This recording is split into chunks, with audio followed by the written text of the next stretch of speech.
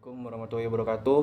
Di sini saya akan membacakan hasil kerja rangkuman saya yang dikerjakan pada tanggal 12 Januari 2022. Perkenalkan, nama saya Ainur Hidayatur Rahman, NPM 7204-12177 dari kelas 2019A. Pengertian jaminan. Jaminan adalah suatu benda atau barang yang dijadikan sebagai tanggungan dari suatu pinjaman uang atau hutang. Pengertian hukum jaminan. Keseluruhan dari kaidah-kaidah hukum yang mengatur hubungan hukum antara pemberi dan penerima jaminan dalam kaitannya dengan pembebanan jaminan untuk mendapatkan fasilitas atau kredit. Selanjutnya, asas hak jaminan.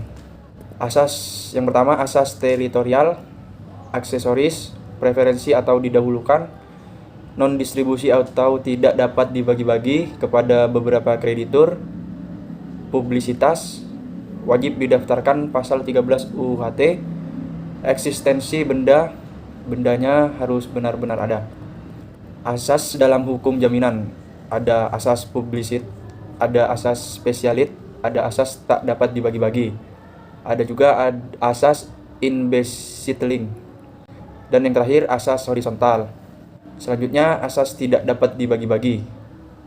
Yang dimaksudkan, hak tanggungan mempunyai sifat tidak dapat dibagi-bagi, demikian ditentukan dalam pasal 2 UUHT, artinya bahwa hak tanggungan membebani secara utuh objek hak tanggungan dan setiap bagian daripadanya. Jaminan itu terbagi menjadi dua, yang pertama jaminan umum, yang kedua jaminan khusus. Jaminan umum itu jaminan dari pihak debitur yang terjadi atau timbul dari undang-undang, yaitu bahwa setiap barang bergerak ataupun tidak bergerak milik debitur menjadi tanggungan utangnya pada kreditur. Jaminan khusus, setiap jaminan utang yang bersifat kontraktual, yaitu yang terbit dari perjanjian tertentu, baik khusus ditunjukkan terhadap benda tertentu maupun orang tertentu. Jaminan khusus terbagi menjadi dua, yaitu jaminan kebendaan dan jaminan perorangan. Dan jaminan kebendaan itu terbagi lagi menjadi dua, yaitu perjanjian pokok dan perjanjian tambahan. Selanjutnya, sifat perjanjian jaminan. Perjanjian jaminan mempunyai sifat aksesorir, yaitu perjanjian tambahan yang tergantung pada perjanjian pokoknya. Sifat aksesorir hak jaminan dapat menimbulkan akibat hukum. Contohnya seperti timbulnya atau hapusnya perjanjian tambahan tergantung pada perjanjian pokoknya. Jika perjanjian pokok batal, maka perjanjian tambahan juga batal. Selanjutnya, perjanjian hak tanggungan adalah perjanjian aksesorir. Perjanjian hak tanggungan bukan merupakan perjanjian yang berdiri sendiri. Keberadaannya adalah karena adanya perjanjian lain yang disebut perjanjian induk. Berganti ke materi gadai. Pasal 1150 KUH Perdata.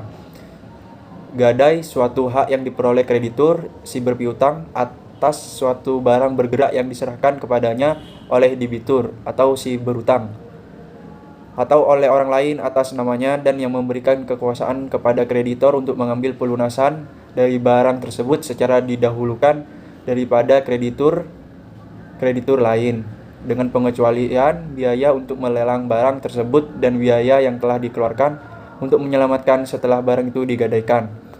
Biaya-biaya mana harus didahulukan? Hak penerima gadai yaitu menerima angsuran pokok pinjaman dan bunga sesuai jangka waktu yang telah ditentukan.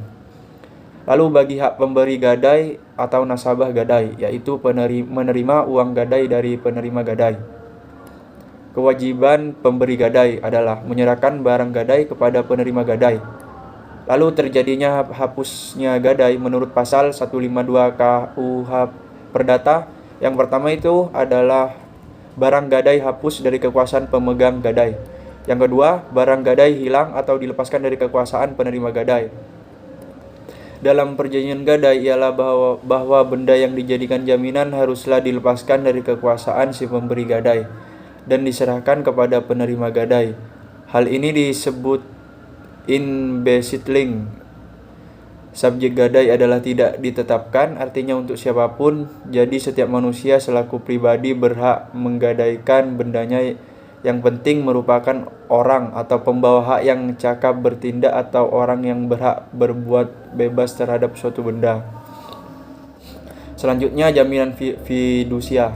Pengertian jaminan fidusia adalah pengalihan hak kepemilikan suatu benda atau dasar kepercayaan dengan ketentuan bahwa benda yang hak kepemilikan dialihkan tersebut tetap dalam penguasaan pemilik benda. Pasal 1 poin 1 Undang-Undang Jaminan Fidusia.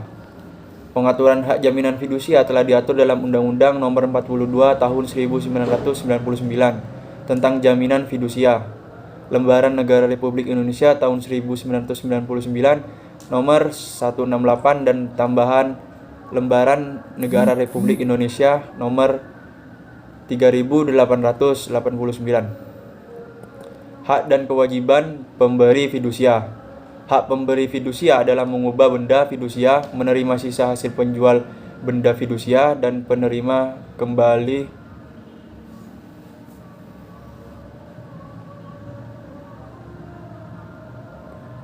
hak milik atas benda fidusia jika telah melunasi utangnya. Lalu untuk kewajiban pemberi fidusia adalah menjaga dan merawat benda fidusia agar tidak turun nilainya. Melaporkan keadaan benda fidusia kepada penerima fidusia. Berikutnya melunasi utangnya. Hak dan kewajiban penerima fidusia.